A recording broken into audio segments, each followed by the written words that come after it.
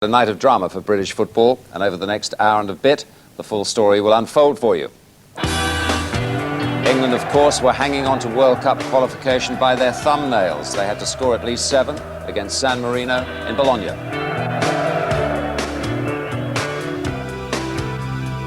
Wales were looking to qualify for the finals for the first time in 35 years. They needed to beat Romania at Cardiff Arms Park.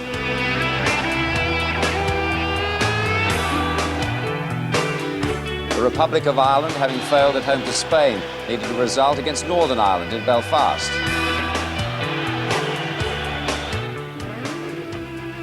Well, all that action coming up, plus the stories of the other teams that qualified tonight. 23 countries now destined for the World Cup finals, just one place left. Jimmy Hill, Terry Venables and John Toshack with us to assess what happened. But first, let's show you. In Belfast, the Republic of Ireland had to get a result against their Northern Ireland neighbours to qualify for their second finals running. At Windsor Park, our commentator is Tony Gubber. The incentives could hardly be more different. For the Republic, it's nothing less than a place at next year's World Cup finals. For Northern Ireland, it's merely the satisfaction of denying great rivals that ticket to the USA. Well, Northern pride and ambition are further fuelled by the retirement of Billy Bingham as the international manager. He'd be the first to admit it isn't the strongest team that he's picked in 117 internationals. There are only 3 players here from clubs in the Premier Division, but they'll not lack for commitment. And in number 9, Jimmy Quinn from 2nd Division Reading, they've the player who's currently the top scorer in English football with 21 goals. He indeed is the only change from the team that lost 1-0 in Denmark. There's just one absentee from the Republic's team. Steve Staunton would have played if he'd been fit. He's replaced by Arsenal's Eddie McGoldrick, who hadn't been picked for the last 5 internationals. Niall Quinn shoulders the responsibility of getting the goals that they require tonight for the Republic. The referee, Mr. Ahmed Kaka of Turkey. Alan MacDonald of Queen's Park Rangers, the captain of Northern Ireland. And the match not helped tonight by a really strong gale. Paki Bono winning his 69th international cap for the Republic. And it's the Republic who kick off a match that they really have to win. A draw may prove good enough, dependent on the result in the other match being played tonight between Spain and Denmark. But this is the worst-case scenario, which really came about as a result of that 3-1 defeat the Republic suffered at the hands of Spain, and an early miss there by McGrath. This is Hughes.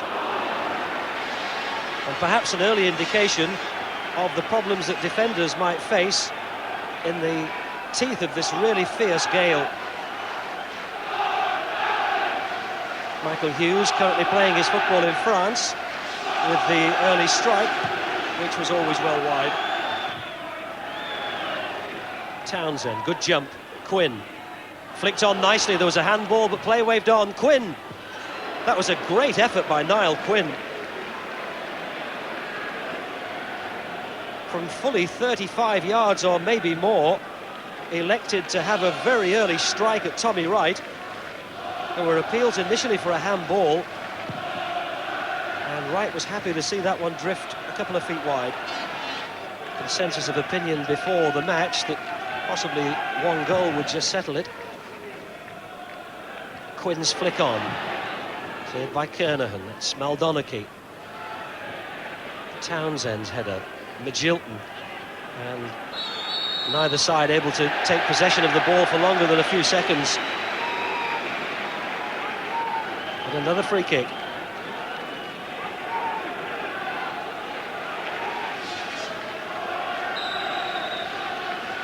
Three in the wall. This is Quinn, and that was very optimistic, but it took a deflection anyway, and so Northern Ireland have forced the corner.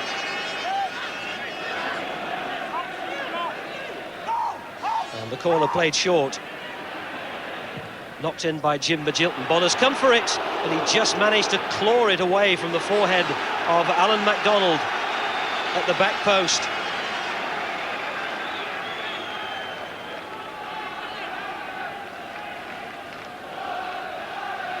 Northern Ireland enjoying a little spell of sustained pressure. Again, it's knocked in, looking for Quinn. The ball had beaten McGrath, and Quinn wasn't able to direct it down.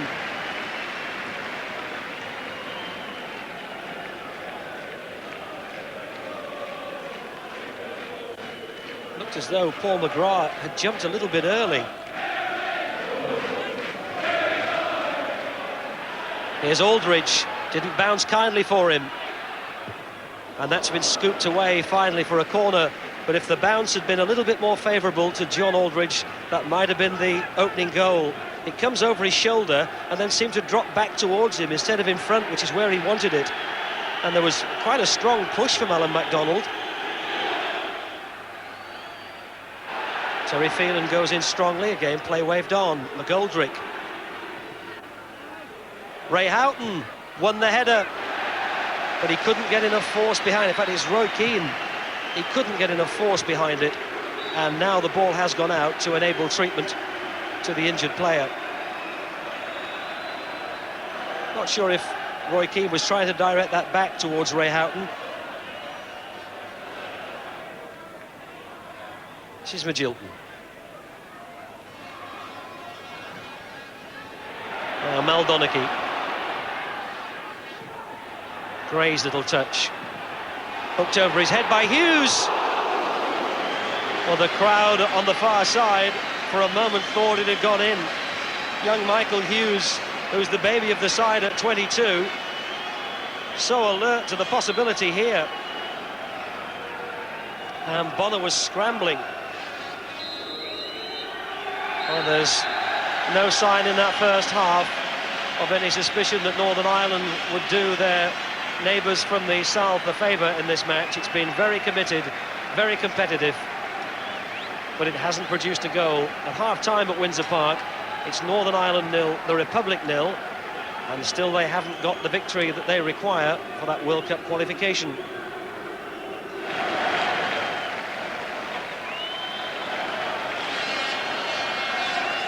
And 6 is Mal Donaghy, quickly dispossessed by Andy Townsend. This is Roy Keane. Houghton. Nigel Worthington told to leave it by Taggart. That's gone straight into the crowd, and the Republic have a throw, which Dennis Irwin of Manchester United will take. Ray Houghton lays it back to Dennis Irwin. 2 to look for in the box, and that's hit over both of them. And the defender, Gary Fleming, just shepherding the ball out of play for a goal kick.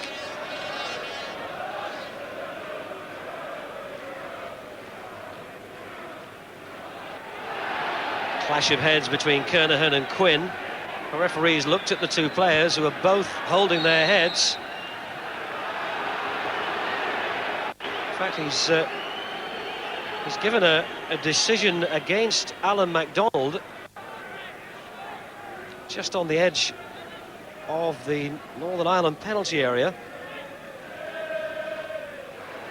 Billy Bingham, as agitated as he's been, free kick was given, and Dennis Irwin is something of a free kick specialist, just indicating to the referee he wants the wall back the full distance.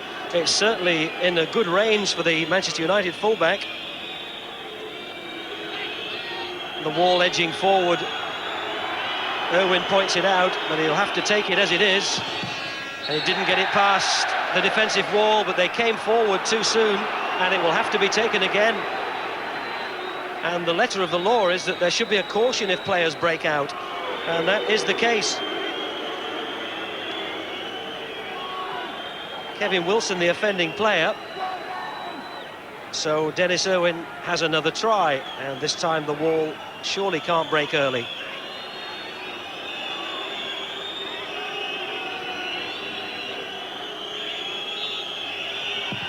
Again, he didn't get it through the wall, but Ray Houghton saved by the legs of Tommy Wright. Irwin can knock it back. He's looking for help, and there isn't any, and it'll be a corner.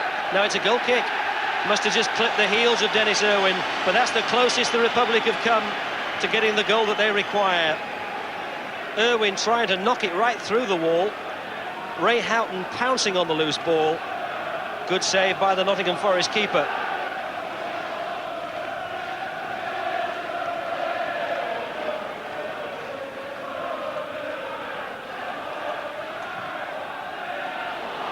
Michael Hughes came off McGrath, and Northern Ireland have broken out of the defensive position into which they've been pushed back for quite a long spell.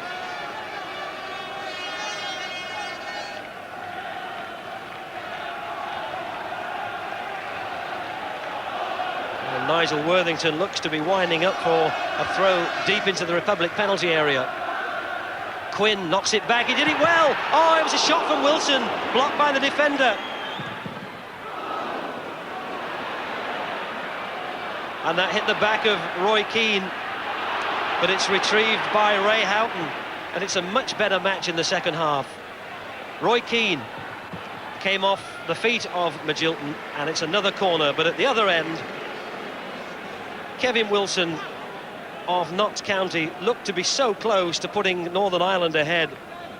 It was a long throw by Nigel Worthington, laid back by Quinn. And in fact, it was Alan Kernahan who turned his back on it, who proved the obstruction. Alan McLaughlin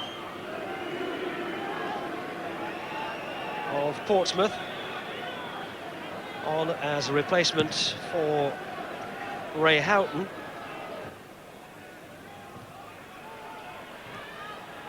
And Dowie gets his first touch.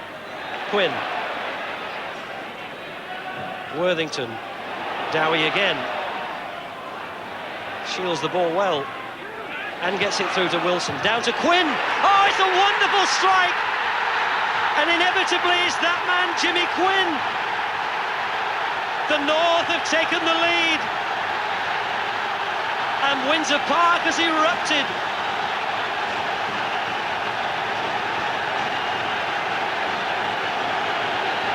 That's how much it means to Northern Ireland. And Billy Bingham's last match as manager may yet bring that strange twist of glory if they are to defy and deny the Republic. What a great strike by Jimmy Quinn. That's a player on top of his game. His 22nd goal of the season. Remarkable. We're only into the middle of November. His 8th goal for Northern Ireland, and that now asks all the questions of the Republic. Quinn gets a little flick on Aldridge, but he's had to go wide.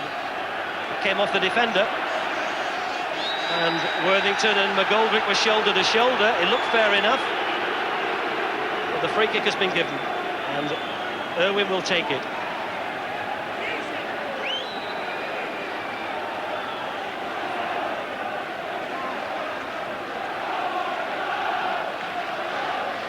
Irwin with the free kick. Oh, it's a great goal by Alan McLaughlin, the substitute. It's 1-1, and the Republic live again. Oh, what an occasion for McLaughlin. His 15th cap for the Republic, and the Portsmouth player hit that so truly.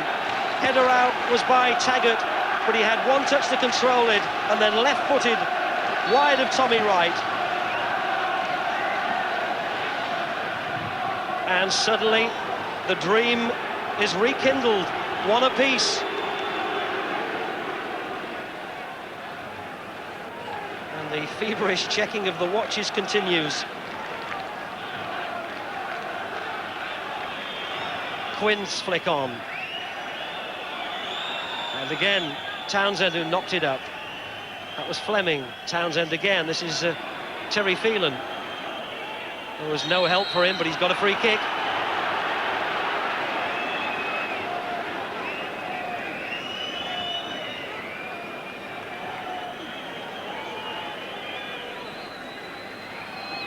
Tommy Wright anxiously organising his defence. And Terry Phelan leaving the kick eventually to Dennis Irwin.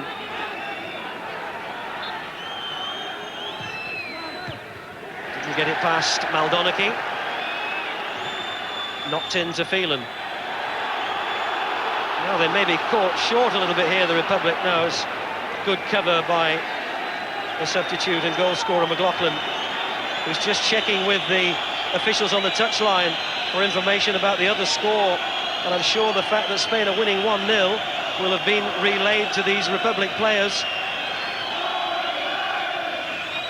Maybe a 1-1 result would be the perfect outcome, and it is a 1-1 draw, and the Republic celebrate what they believe is a passage to the World Cup in the United States. The latest score that they know from the other match is that Spain are winning 1-0, and if that stays the case, they will qualify as a result of having scored more goals. What a night of drama. Let's hope the celebrations are not premature, because our understanding is that the game in Spain hasn't yet finished, but they're certainly celebrating as if it has. The ticket that they thought they'd booked several matches ago to the United States now looks as if it's there for reality. Well, they had to wait a while to find out for sure, but qualify they did as a result of Spain's 1-0 victory over Denmark in Seville tonight. Ray Stubbs reports. Both Spain and Denmark were in strong contention for a place in the finals before tonight's game in Seville. The Danes only needed a point to qualify, and they must have felt positive vibes when Spanish goalkeeper Zubizarreta was sent off for a professional foul on his Barcelona clubmate Michael Laudrup early in the game. Spain now faced just on 80 minutes with 10 men. An immediate reshuffle brought reserve goalkeeper Jose Santiago Canizares into the match. What a World Cup entrance for the 23-year-old. Despite being the man down, it was Spain who went ahead 18 minutes into the second half through Fernando Hierro of Real Madrid. But when the corner comes across, Manchester United goalkeeper Peter Schmeichel may well think he should have had a free kick for a foul. Denmark search for an equaliser, but on a famous night for the Republic of Ireland, they might raise one of their many toasts to the Spanish reserve goalkeeper Canizares. A brilliant diving save from Christensen was vital to Ireland. Had that gone in, Ireland were out of the competition. The final whistle, Spain 1, Denmark 0. The Spanish have qualified for the last 5 World Cup finals. European champions Denmark out. Yes, Spain are through, and the Republic of Ireland are through to their second finals running. Let's get some reaction from them now. I wasn't very happy with our performance tonight. We played a lot better than that and can play a lot better than that. But they battled hard at the back and frustrated us a great deal. But it was always going to be a tense affair with so much at stake. Yes, it was tense, and I'm glad it's all over now. Well, everyone seemed to think that, you know, it'd be Northern Ireland make it easy for us, but if you would have been here before the game, the Northern Ireland fans were getting right behind them, and it was a difficult game. It was probably our toughest away game. Well, they've been a long, hard trip. We've had 12 games to play in about 16 months, and players have had a very hard season this year. We could do with a little break now until probably March, and then we'll pick it up for the World Cup from there. Jack and his team off to the finals once again. There's confirmation of it. Spain and the Republic of Ireland go to the United States. Well, now we move to Cardiff Arms Park. The home of Welsh rugby has become the home of Welsh soccer too. Tonight, Wales had to beat Romania. Commentating on the match, Mike Walker, the Norwich manager, and Barry Davis. The whole Welsh team, substitutes included, in the line for the anthem, and the land of my fathers awaits its heroes with passion and just a little nervousness. No miracle required here, just the need for self-belief that in what is Terry Yorath's 100th match with Wales as a player and manager, it will all come right. The two marks, Asa Wood and Mark Hughes, missing through suspension from the Welsh lineup, but Sunderland's Andy Melville and Gary Speed of Leeds United assumed their roles, with Paul Bowden of Swindon restored at left back. Romania, not unreasonably, field a tight-looking side with Popescu, the sweeper with Bobby Robson at PSV Eindhoven. They arrived at the same time together, having a defensive midfield role with Vedar Dodic at the back. But the quality of Hadji, that's he, and Raju Choyu will have to be negated. Referee is Kurt Roethlisberger from Switzerland. It's his second visit to the National Stadium. He was here for the European Championship qualifying match against Belgium in October 1990. For the record, Wales won 3-1. To the victor, the spoils. So much for Welsh football, depending on the result of 190 minutes. Terry Yorath, who understands these things, just pointing out that it is a football match. Cracking atmosphere.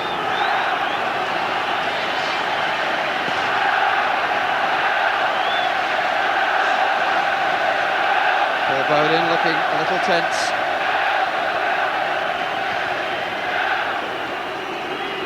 Just a touch slow was Prodan, and he won't be given time to dwell on the ball, that's for sure.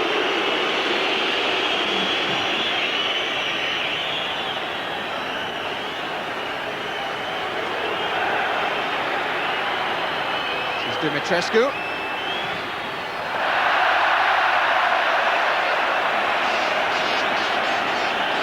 Well, in Romania, at the start of this campaign, Wales found themselves 2 goals down in the first 6 minutes. Should be plenty of time. Not the easiest of balls, though. Goodness me. South are rather more confident than one or two of the watchers, me included. Saunders. And still. Back in by Phillips. Rush. Oh, he was mightily close. Very difficult ball for him. It looked as though it would be too high.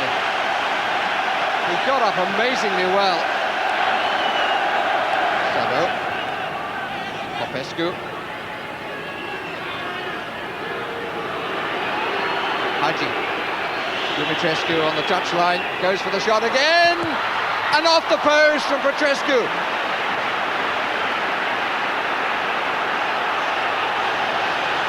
Lucky touch of wood for Wales. They really got caught out.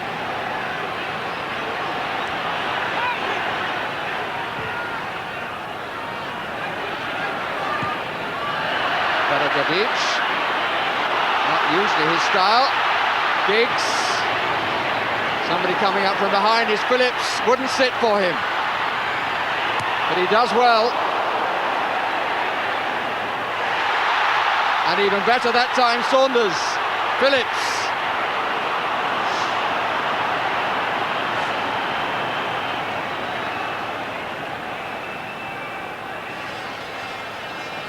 Silimesh started this.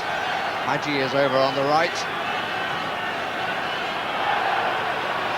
But you can still almost hear the jangling of nerves after the shot off the post.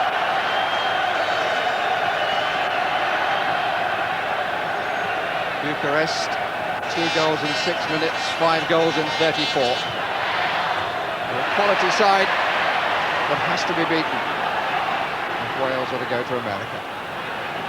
Here's the man who hit the post, Petrescu. Hadji. He's found a bit of space. Well, he hasn't found the accuracy yet, but I must say it worries me that he's running at people and he's finding space. This is Petrescu. Don't think Southall would have got across. No, it's a bad miss. They'll be disappointed with that, the Romanians, actually. But a good bit of fortune for Wales. Popescu.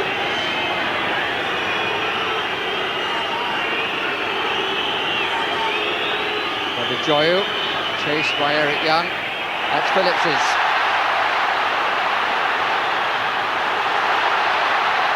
Well played, Giggs. Rush in the middle, Speed arriving, Phillips arriving. Away by Sabo. Another good piece of play by David Phillips. But now there's danger at the other end. Dumitrescu.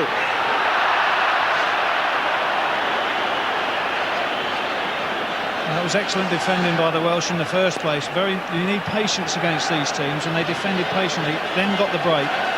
But you see what happens when they push people forward. they suddenly break themselves, and a good opportunity to score here.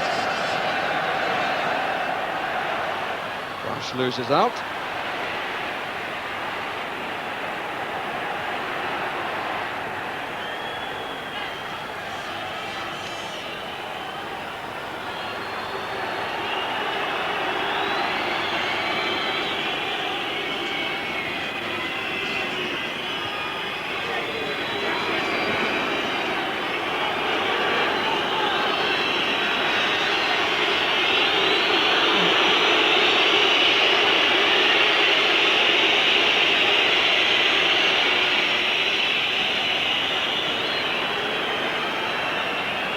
Hadji. Inside again, and it opens up for him, and it's gone through. A bounce in front of the goalkeeper, but they've let him come inside on his left foot once too often. I think it got a slight deflection, but the bounce in front of Neville Southall, who will be very disappointed. Hadji has given Romania the lead. Well, we did say earlier on that you can't let them run at you, and particularly Hadji, who's done it 3 or 4 times without joy, and this time he's obviously Neville will be very disappointed with letting that one in. But it shows that you can't let people run at you, particularly of that quality. Gary Speed of Leeds has 2 to cross to, but the balance between the passion that the crowd are exerting on the Welsh team and the control that the Welsh team need is a very hard one for Terry Yora's men to find.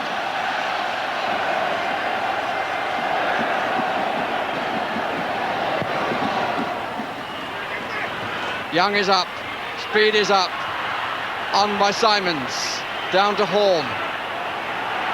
Foden, Ryan Giggs, appeal for handball, and given.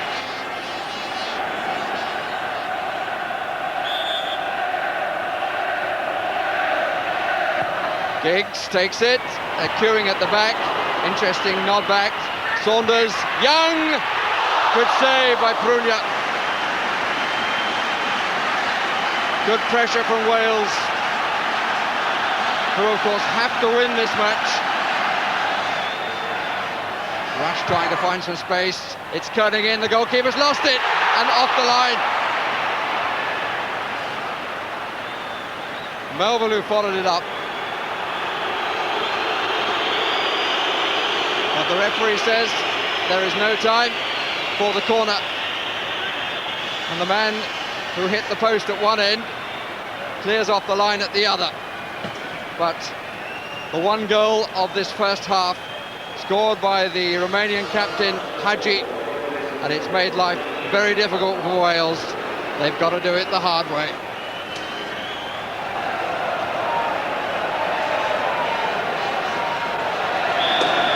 "45 minutes left to repair the damage and build the road to the States."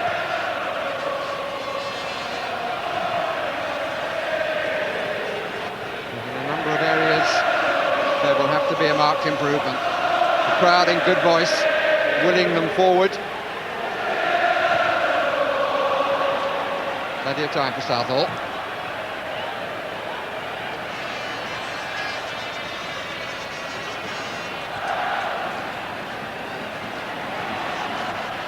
Wales have only beaten Romania once in 4 previous matches. One victory was in October '83 in Wrexham by 5 goals to 0. Crowd then was just over 4,000. How things have changed and how that change could be continued if Wales could somehow gain a victory. Lovely turn by Sabo that left Barry Horn. They've let him run an awful long way, and he's looked for the chip. And at the moment, the Romanians are toying with Wales. Yeah, as I said, the Welsh team's getting a little bit pulled apart, and you can't give them time and space, and the lads run from over the halfway line. Excellent vision, and just unlucky with the execution.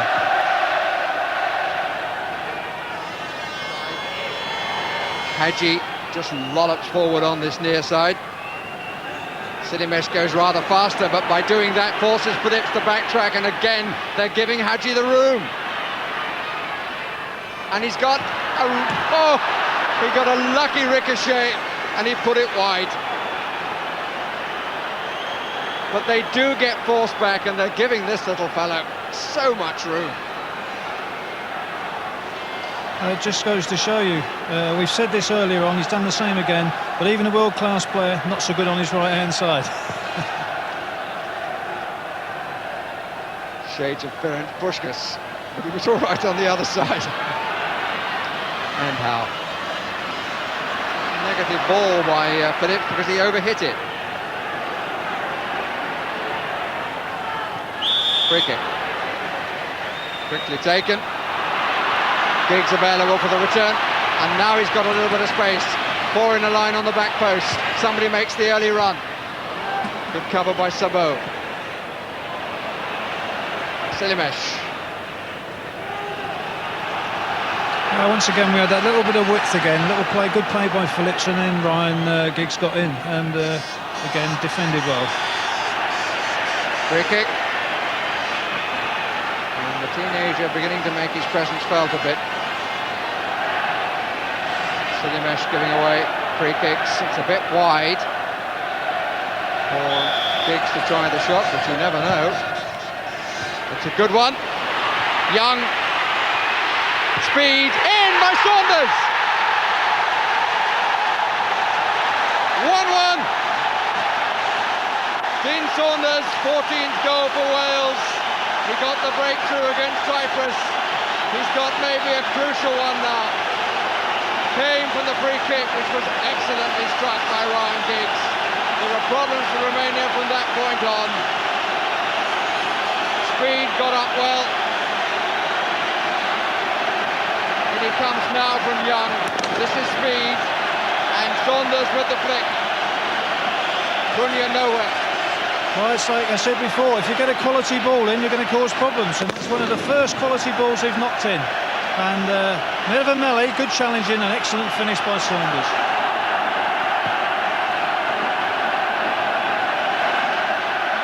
It's all alive again at the National Stadium. Goss. Speed. Was he held? Was he held? Yes! Penalty! So often in the past, Wales have suffered because of penalties in vital matches, twice against Scotland, and now they're quite rightly given a penalty by a referee who was superbly placed and gave the award in an extremely calm fashion. I don't think there's any doubt about that. I don't think there's any doubt about that penalty. Wales with the chance to lead 2-1. Paul Bowden to take it.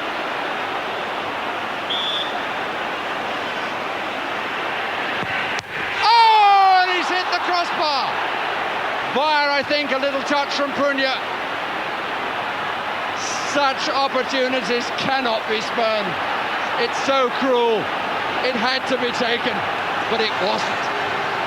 Well, what can you say? You know, it's a high moment of emotion, and it's hard for the penalty takers, but you can't look at Giff Nelson. But the atmosphere is such that Wales could well come again.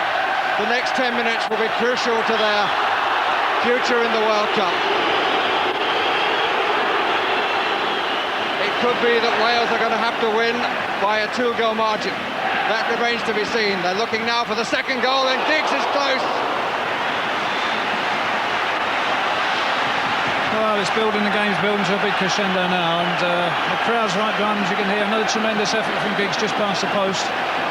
But now they've got to keep the cool head amongst all the heated other ones and try and get this goal that will put them through, hopefully. 20 minutes of the second half gone. This is Dumitrescu. This is another good run. But it's another disappointing finish from a good run. And Wales can breathe a sigh of relief about that. They're living dangerously at the moment, Wales. I mean, they've had the good opportunities to go in front.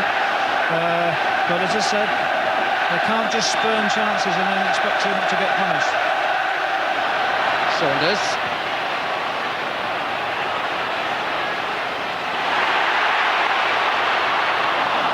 Good challenge. And again, free kick to Romania. And Beredovic is injured. This is the penalty miss. Did the goalkeeper get a touch? I'm not sure he didn't just wave at it. But look at the delight on those who looked at their goalkeeper. But there's still considerable hope at the National Stadium. 22 and a half minutes gone. Halfway point of the second half. 1-1 the score. Will be good enough for Romania. Saunders. Rush! Still Rush!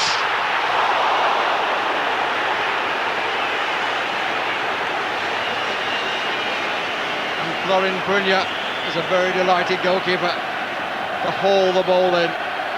But look at that, it's a wrestling match going on. Yeah, Rush has done brilliantly there, turned them great, held his time, great shot, but unfortunately straight to the keeper. Malcolm Allen's been brought on for Wales. Bowden's gone off. Yeah. Paul Bowden is the man off, and Radu Choyu spurns the chance of surely making it sure for Romania. Haji's cross, a bad miss, and there have been several bad misses from Romania. If they lose, they will look back on those.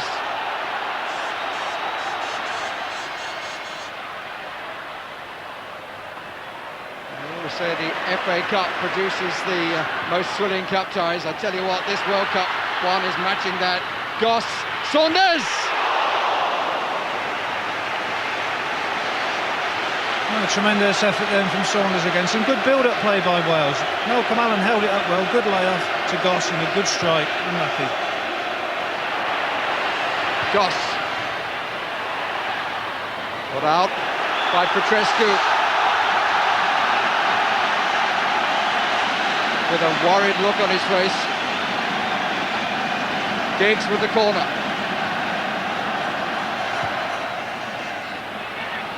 Up goes Young. In goes Speed. And just too far away from Malcolm Allen.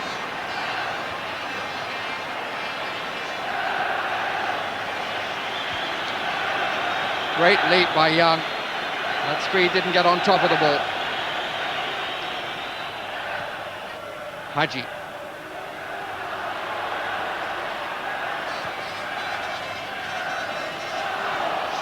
Dumitrescu. Munteanu. And Horn doesn't make the tackle. Two waiting in the middle. And men coming up from behind. This is Sabo. Good save. And Young gets it out. After dwelling for a moment.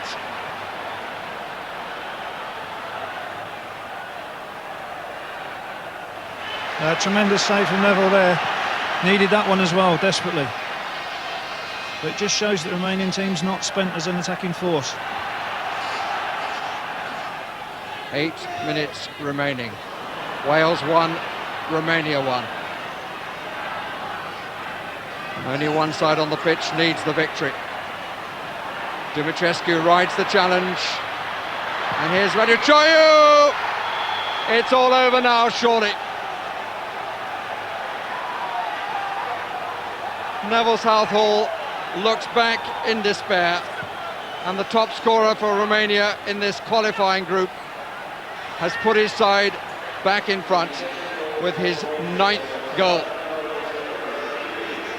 Well, as we said, you know, it's a pity, but they always look sharp on the break, and with Wales pushing forward, trying to get that goal, they will leave themselves open. And you can't afford to do that against the quality players. They'll finish you off eventually. They've missed one or two as it happens. Deep into stoppage time, and here is Eric Young. Free kick.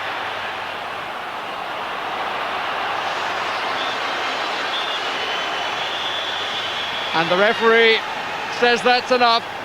Prunia is on the deck, but Wales collectively are flattened. They haven't made it. Once again, they've been beaten at the last gasp. Romania, victors by 2-1, go to the World Cup finals. The fates did not come right for Terry Yorath and his men, and one can only feel for them. Terry, it's not an unfamiliar story, so near and yet so far. Yeah, we're still on nearly, man. I'm afraid that's a tag we're going to have again. But I felt that we did well enough in the second half to maybe snatch a win. They had chances during the game. Unfortunately, we made 2 errors and they both counted. The goal, I mean, a world-class goalkeeper just has to put his hands up, doesn't he? Well, he's already put his hands up. He put his hands up at half-time, you know. I think for some of the time he saved us, we have to be thankful for him. He's brave enough and big enough to hold his hands up and say he made a mistake, and that's the way it goes in football, I'm afraid. And it came at a time when you were actually settling to your game. Yeah, we were. You know, I felt that we'd probably done enough to just hold them. You know, Haji was having shots from outside the box. Other people were shooting from outside the box, and they weren't really getting behind us, which was fine. You know, I felt Andrew Melville was having an outstanding game as sweeper, and we were coping. And then the mistake happens. We fought well in the second half, did quite well, got the equaliser, and then we have the penalty, and you know, we shot ourselves again. Well, it's an unhappy result, of course, and it means that Romania go through to the finals, and so did Belgium, having drawn 0-0 at home with the RCS. Now, John Toshack, it wasn't just bad luck for Wales, was it, tonight? I mean, they got beaten by a useful side. No, I think if we just allow ourselves to talk about the penalty miss and the mistake, Southall, the goalkeeper, we're burying our heads in the sand once again. You know, I think the Romanians, the first hour of the game, controlled things. We didn't get to grips in the midfield area, which you've got to do against these sides. And they had 7 or 8 clear-cut chances during the game in open play. We had 3 or 4 efforts, headers from corners and free kicks. But I think until Terry made the change in the second half, strengthened the midfield area, we did then get on top for 15 or 20 minutes. We got the goal, we had the penalty, and we started to compete in that area a little bit more, you know. But at the end of the day, you know, we knew before the game it was going to be difficult. And I got the impression today that Wales tried to not play the Romanians at their own game, but maybe get a little bit carried away. There's more than one way to skin a cat. And they do keep showing us year after year after year on the continent that football is 90 minutes, 13 against 13, and you've got to know how to play with patience and keep possession of the ball. Where do Wales go from here, do you think? Because some of the stars like Rush and, of course, Hughes, who wasn't playing today, and Saunders probably have had their last chance to go to World Cup finals, haven't they? I mean, it'll be a sort of rebuild job in due course, well, won't it? That's nothing new for us, really. You know, we have become accustomed to that over the years. 58 was the last time. I think the most important thing, and I would like to say now, from my point of view, that Terry, that I just hope that he picks himself up as quickly as possible. You know, he must keep going, and learn from, maybe he might not like me for saying it, but maybe learn from some of the mistakes that have been made. Pick himself up and keep going, because there's not a better man than him for the job in hand, you know. You think he's the right chap to keep the job and stay with it? I don't think there's any question of discussing it, you know. Yeah. And as I say, I just hope that he picks himself up. I know he'll be feeling down at the moment. Sure. And gets on with it. And I'm sure that knowing him, he'll get it right. And the next time, we will be there. Thank you, John. One of these days. The Wales match ended in tragedy tonight, incidentally, when a fan was killed by a firework at the final whistle. A rocket was fired across the pitch into the North Stand at the end of the game, which seems to be an act of unparalleled stupidity. Tragic end to that.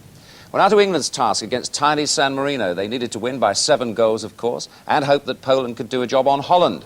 England tonight, watched by John Motson. England in red, San Marino in blue.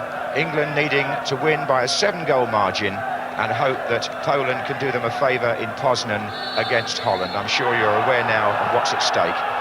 And Batshuayi, number 9, picks the ball up straight away, and San Marino launched the first attack. Oh, and a mistake by Stuart Pearce, and San Marino had scored.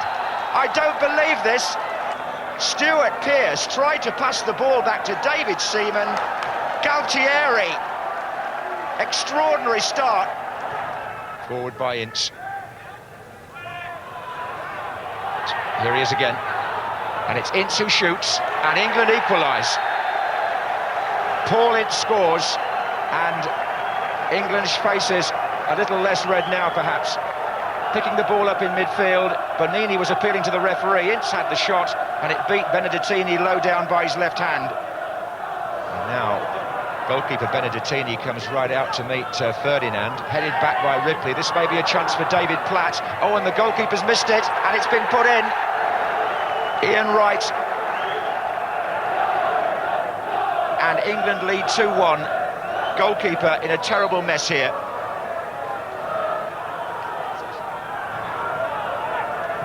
Forward by Platt. There's Ferdinand. Did he get a touch? Doesn't matter now, it's going to be another one. Ferdinand does get a touch, and England lead 3-1. It fell nicely the second time for him, and England have gone into a 3-1 lead. England now playing right to left. Ferdinand, number 9. Right in the centre, being joined by Ripley. It's a good ball, there's Wright, and it's in. England go 4-1 up, and suddenly the hopes rise. Ian Wright gets his second. There's Walker coming forward for England, chips it up. Les Ferdinand on this side, he's onside, a chance for England here. Ferdinand goes round his man, squares it, and that's a goal. It's Paul Ince again. Paul Ince has made it 5 for England, 5-1. This was Ferdinand again in the role of provider. The long cross picks him out, got it down nicely, went round the defender, and Ince is the player who comes in to slide it into the net. His second, and England's 5th. This is Pallister. Oh, and yes, it's in, and it's Wright's hat-trick. Wright's hat-trick making it 6-1 to England. And it's flicked on here by Ferdinand, and Wright finishes it off.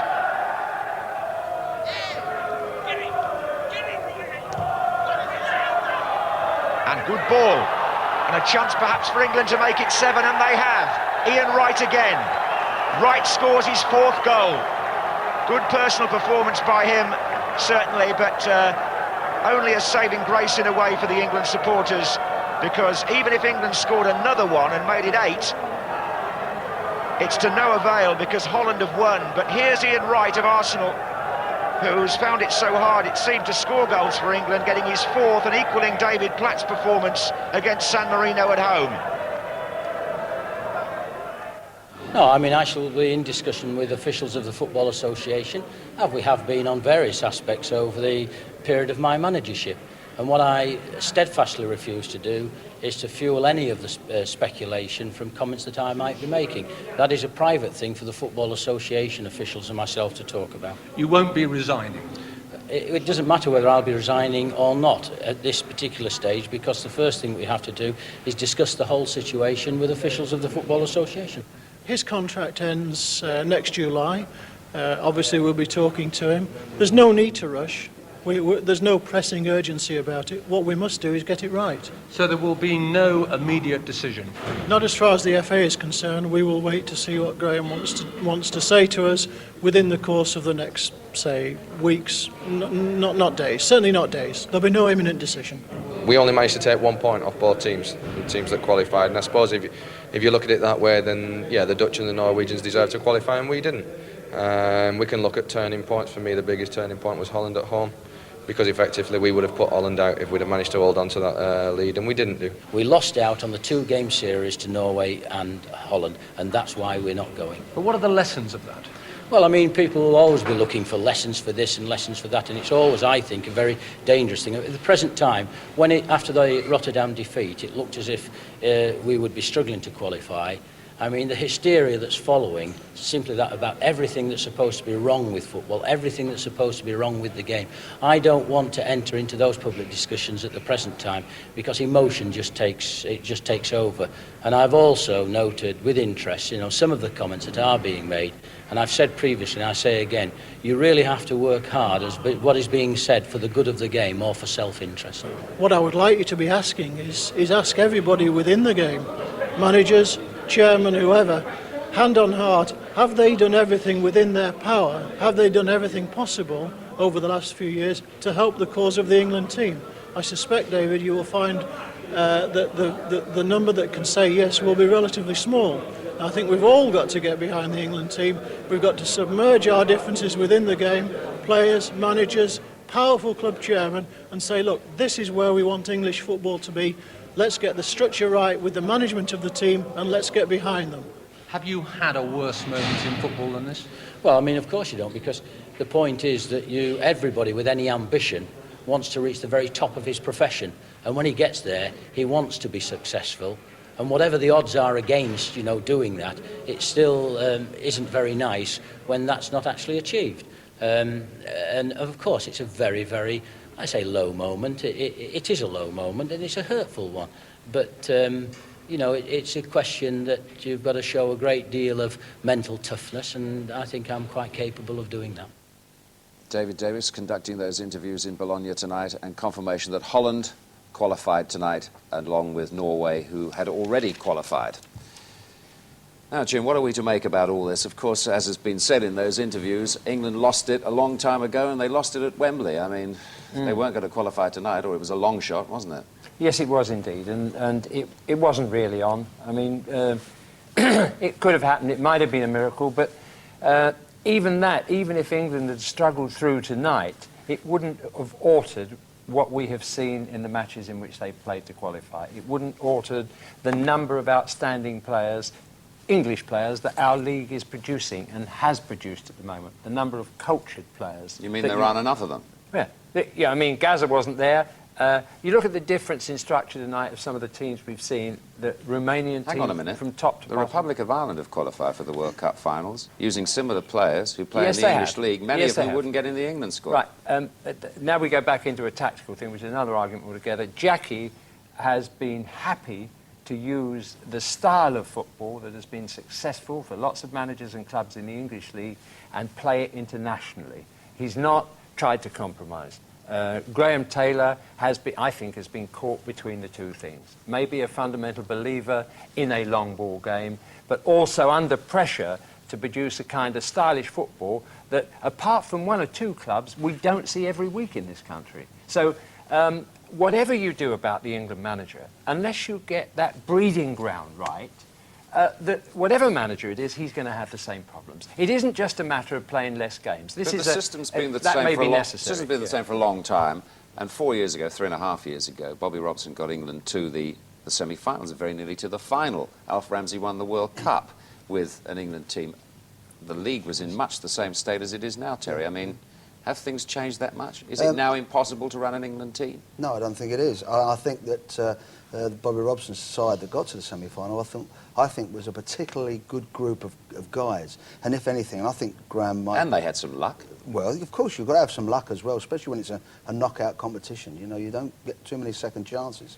But people like Beardsley and Brian Robson and Waddle, and I think Graham himself would say perhaps it might have, discarded those a little early, because you look at the teams that's playing, you look at Holland, you look at Koeman and Rijkaard, Gullit, Van Basten, these guys are all experienced players. It's a shame sometimes to lose what they've got, and you're going to, and the younger guys can only gain from the experience that they've got. What about Graham Kelly's point made in the interview there that the clubs don't help the situation at all? I mean, what do you think about that, Jim? I think that's absolutely right. And if you ask Terry about Spain, he would tell you that the clubs there, the big clubs, are totally selfish, and that the Spanish team is no different there. Yeah, but they've qualified.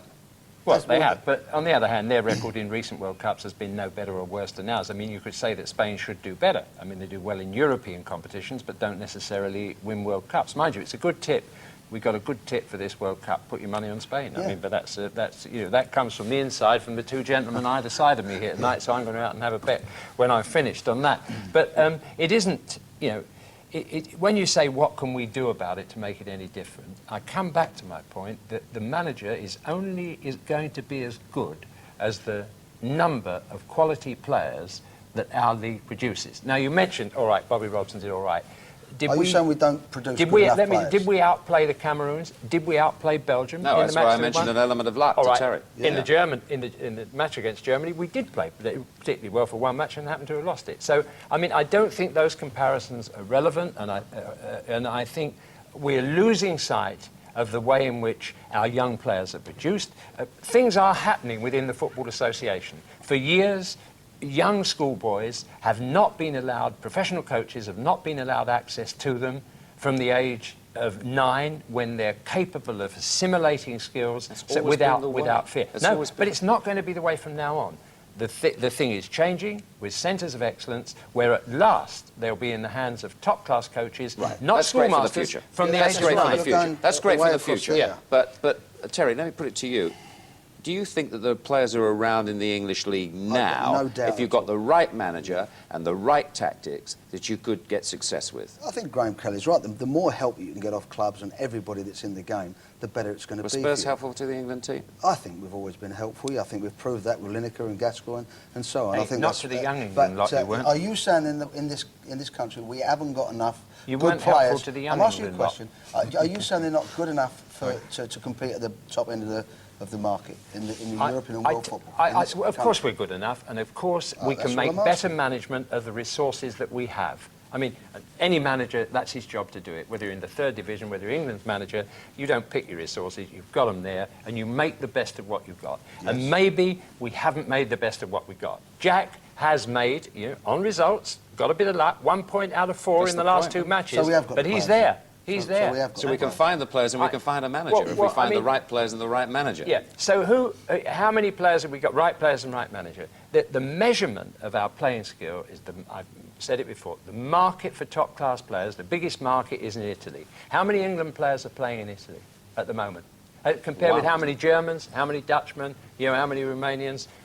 The market shows the strength of the talent that we're producing in this country, and we've got to teach young players to control a football, be happy in possession of it, in the years where results don't matter. By the time the professional coaches have had hold of players in the past, immediately they're in a league where they've got to win. So they don't make mistakes. So you don't hold the ball in your own penalty area, you get it away. The newspapers tell me that nobody wants the England manager's job now, supposing Graham Taylor resigns or is sacked or whatever happens to him. Maybe he'll continue, who knows, we don't know yet. Do you go along with that, or do you think there are people out there in your profession, or perhaps your ex-profession, who, for the moment, who would take the job, who would want the job, and who would be reasonably good at the job, bearing in mind perhaps the limitation of players and perhaps the immense pressure from the press? I think it's changed a lot. I think there was a time not too long ago, where if this job came up, everybody would be grasping at it. But I think including you, probably. Everybody. But I think now it's not as attractive as what it was. And I think most guys that have been tipped, and I would say that 90% of them will not want the job. You were always tipped, but you haven't been tipped lately. I'm resting. I'm enjoying myself at last. Would you take it? Would it be a job that would interest you, supposing all things were equal? I'll tell you what I'm going to do. I'm going to sit on the fence. It's a dangerous place to sit. Anybody who's intelligent enough, to not to want the job, is intelligent enough to take it, if you see what I mean. No. If you've got that much intelligence, you don't take it. You need some intelligence to work that out. Leave it with me. Well, I'd like to make things difficult for you, sitting in that chair, smiling away like that. You've always done so. We're all trying to be happy on a night, actually, where we feel very, very sad about the World Cup. Exactly right. Because it is a case of the home international, countries not qualifying. It is only football. It's not war. Thank you very much. Well, now the other stories around Europe and the other teams that will make those World Cup finals in the USA next year. In Group 1, Italy invaded. World Cup winners of 1982 secured their place in next year's finals with a 1-0 win over Portugal in Milan. The goal scorer, Dino Baggio, from close range late in the game. Italy 1, Portugal 0. The Italians will be joined in the United States by Switzerland, managed by Britain's Roy Hodgson. The Swiss hammered Estonia 4-0 in Zurich tonight. Adrian Knoop scored their first goal after 31 minutes. For Switzerland, it'll be their first appearance in the World Cup final since 1966. A George Bray free kick was deflected in for their second goal. Estonia were there for the taking, and the result was done and dusted by half-time. Header from Orel in injury time in the first half made it 3-0. After the game, an emotional Roy Hodgson said he was delighted to have brought success for the Swiss people. Chapuisat scored Switzerland's 4th goal. Switzerland have been moulded into an impressive side that will be difficult to beat in next year's finals. For Scotland, already out of the competition, tonight's game in Malta was the start of a new era. Before the game, Craig Brown was officially confirmed as the new Scottish manager. 15 minutes into the match, a sensational debut goal from Dundee United's Billy McKinlay. 16 minutes from time, Blackburn defender Colin Hendry scored a second Scottish goal that ensured a winning start for Craig Brown, hoping now for success in the European Championship.